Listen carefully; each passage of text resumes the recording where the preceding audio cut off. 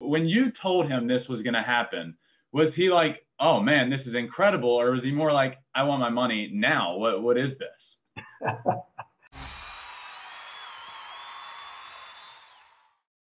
What's up, everybody? Happy July 1st, otherwise known as Bobby Bonilla Day. And who better to talk to than the guy that penciled the deal himself, Dennis Gilbert. Dennis, thank you so much for joining me, man. Well, Ben, I appreciate you wanting to talk to me, but I was not the switch hitter with power that created the day. Look, so let me get this straight. The Bobby Bonilla hasn't played since 2001. This deal kicked in 2011 and goes through 2035. Is that correct? That's correct. And it's 1.193 million every single year, or does it increase throughout the year? Stays the same. All right. So when you first penciled this deal, where did the idea of deferred money even come from? I hadn't heard of it at the time. And then you get this deal that to that point was almost unheard of. Where did that idea come from? Well, Ben, I was in the insurance business from 1972 through 1980 when I started in the sports agent business. So I was doing deferred compensation deals, retirement plans, savings plans for a lot of my former teammates. I was a minor league player myself and got to know an awful lot of guys that ended up going to the big leagues making money. And what actually happened was I saw, some of my friends coming out of the game, and a few years after they were out of the game, unfortunately, they were almost out of money, and a lot of guys started going to their major league pension plan as soon as age 45 or as soon as they were eligible to start drawing from it. So I came up with, some ideas on how that they could, that there'd be a stream of money. This was not the only deal I did, like this. It's the biggest one, but I did it for a lot of my players through the years, that kind of a deal. It's called non-qualified deferred compensation. So did this idea come about from your experience in the insurance business? Is that like you kind of took your experience there into your agency with baseball players? That's exactly right. That's exactly. I got into the sports business almost by accident. So it was, being in the insurance business for years and having some of my players calling me and asking me, or my clients calling me and asking me to help them with their deals, it kind of morphed into something really big. By the time I was out of the business and sold out to my partners and employees, it was, I think we had close to 300 clients in total. And how did Bobby first feel about this deal? So I know at the time it's deferred money. He probably did. When you told him this was going to happen, was he like, oh man, this is incredible? Or was he more like, I want my money now? What is this? Interesting you say that. Bobby asked a lot of questions. And, being in the insurance business, I was persuasive, and he actually got it. A lot of people don't get it. A lot of people turn me down when I tried to convince them to do contracts that included deferrals. But a lot of them didn't. That I owe that part to, being in the life insurance business. So you said a lot of them did kind of question it and turn you down. I know your list of clients, and your list of clients is insane.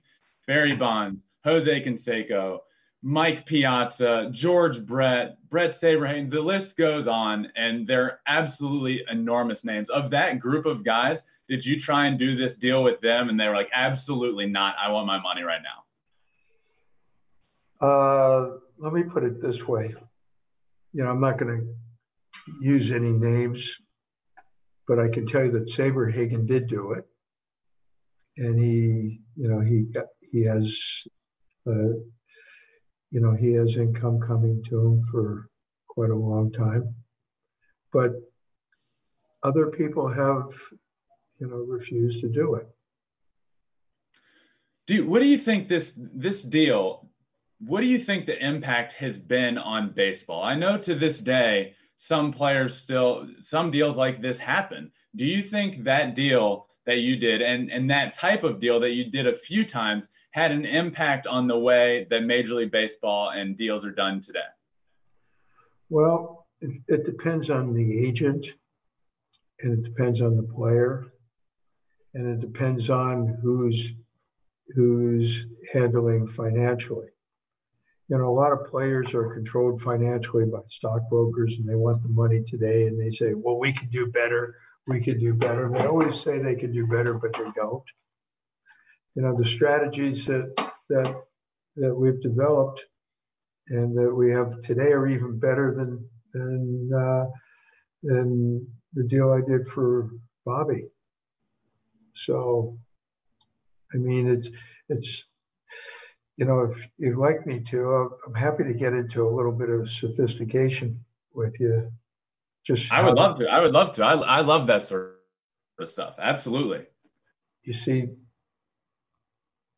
when you can find a product, let's just take an S&P, for example, and you can arbitrage it, the S&P rates of return against, let's say, what today's interest rates are, what you can borrow money for. And baseball players make a lot of money, and it's easy to negotiate great deals for them with banks. Okay, let's just take them out of the team, take it out of any other way. But the arbitrage between the S&P and the loan interest that you could get is really big. And if you can do it inside an insurance policy, it's even better because it grows tax-free and you can access the money tax-free. Wow. So this money that Bobby Bonilla is making today, for instance, $1.193 million, is this money tax-free? Like, this is incredible to me, Dennis. It is not, but it was done with an annuity, or with an insurance product, because we wanted to make sure that the income again was guaranteed. And at that time, interest rates were not that low, so I couldn't create that type of arbitrage. Right. So the arbitrage we created ended up being a taxable event because it was coming out of his contract as ordinary income. So, but that made it guaranteed even during the pandemic. Oh, wow. So, this is what, when you're developing these deferred contracts, really, you never know what's going to happen tomorrow. Mm-hmm. What the market's going to look like, what investments are going to look like, but you know that there's going to be a check on July 1. So let me ask you this question. You, at the time, I feel like a lot of deals when it comes to agents and teams are negotiating with money. We want this dollar, but you want this dollar. Were you in that room with the Mets negotiating interest rates? Like, how did that work? Was there like a starting interest rate and you came with this? How did you get to the interest rate that you got to? Interesting you say that. So it started with when I was in the room and we were at dinner, we talked about the numbers. And when the numbers were done, everything else was done over the telephone. Okay. But, we really wanted to do the deferred contract from inception. We were even setting up, some trusts that the Mets rejected. And it ended up being just fine, though, because there was never, in my mind, the possibility that Bobby wouldn't be getting his money and that the Mets weren't going to be solvent. Yeah. Dennis, how do you go from being in the insurance business to being an agent in Major League Baseball? How did that transition happen for you? Not only did you transition into the agent business, you became one of the best agents of all time in the history of the game. How did this transition happen? Well, I was a minor league player. I don't know if you knew that or not. I did not know that. I was one of those 3-tool guys. Me too. I had about 2 of them. I could hit, I could really run, and I could talk. Then I get a third too. That was my third as well. I had 3. So, we had some fun with that. And so, like I said, 8 years out, one of my insurance clients was George Brett. And I'm very close to the Brett family. Bobby Brett was handling his stuff, and George and Bobby was having problems with Ewing Kaufman, the owner of the team. And George said, "Dennis, can you handle this?" I said, "Sure."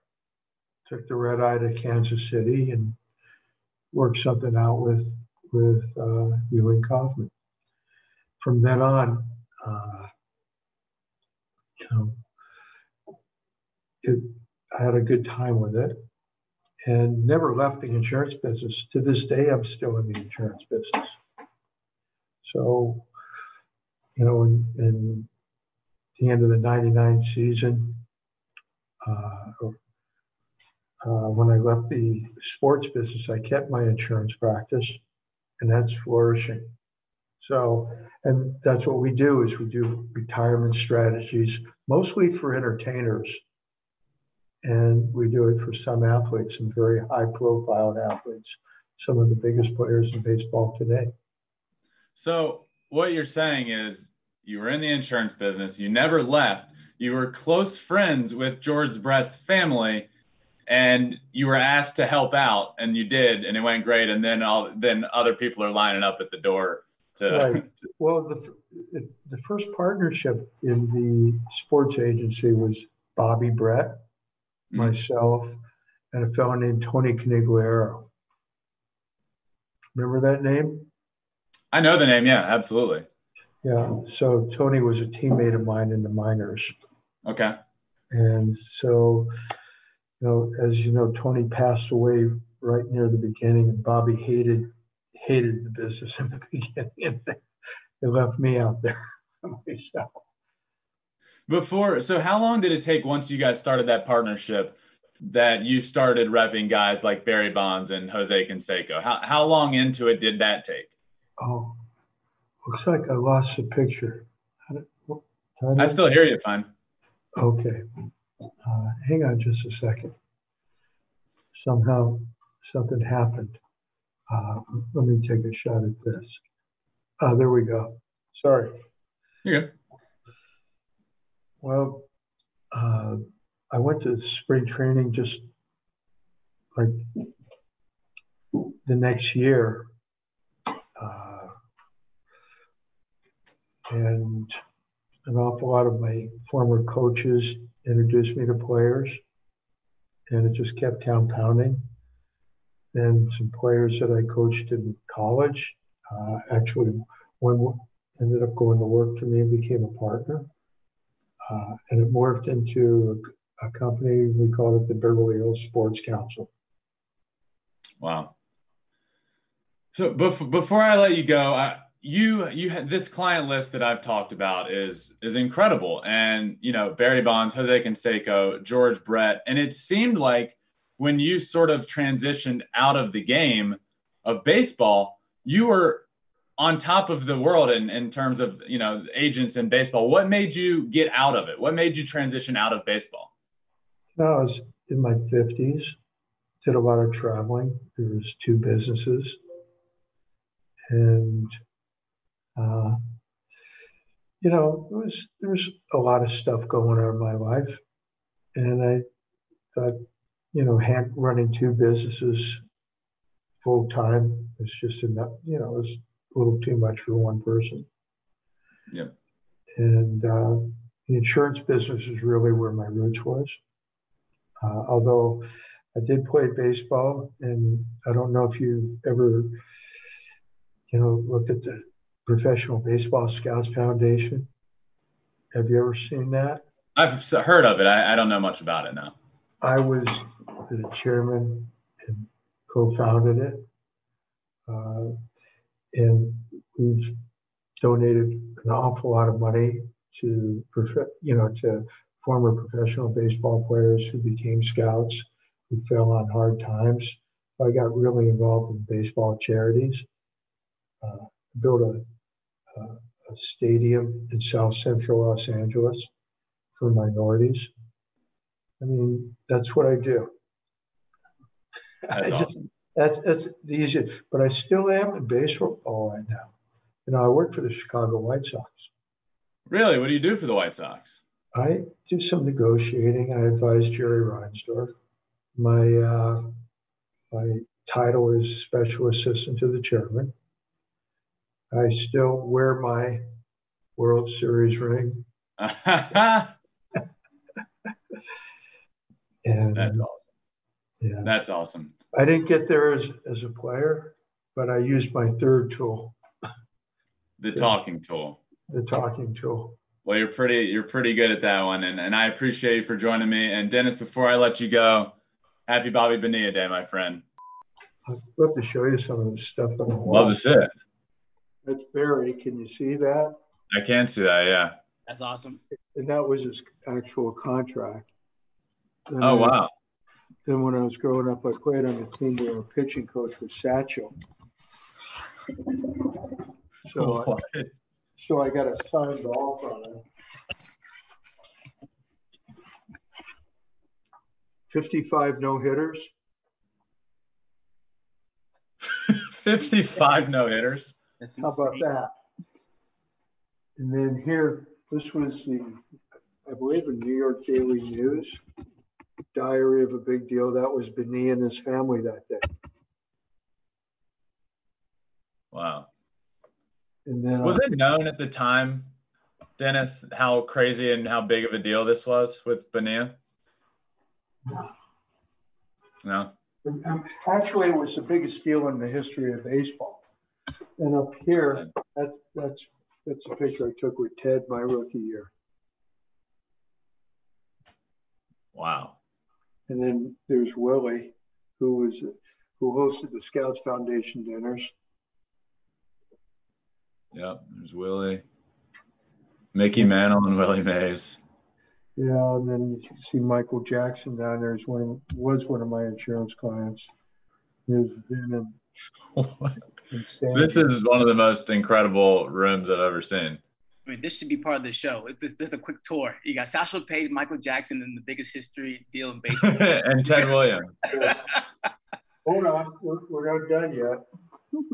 Here's a team photo of my guys. You can see Piazza, Schilling, Bonds, Canseco, Erickson, Saberhagen, Tartable. Let's move on. In fact, Tartable was actually the biggest deal in the American League at the time. And then that was my Mexican League shot. It was a cover of one of their periodicals. Dennis, you realize your team of clients would be like the best baseball team of all time? I don't know, but it was pretty good. Download the all-new Fox Sports app now. Thanks for watching. If you love flipping bats, swinging 3-0, or just talking ball, join us. Call us at 213-537-9339 with your questions. We have a weekly guest, and we have a lot of fun, so hit that subscribe button.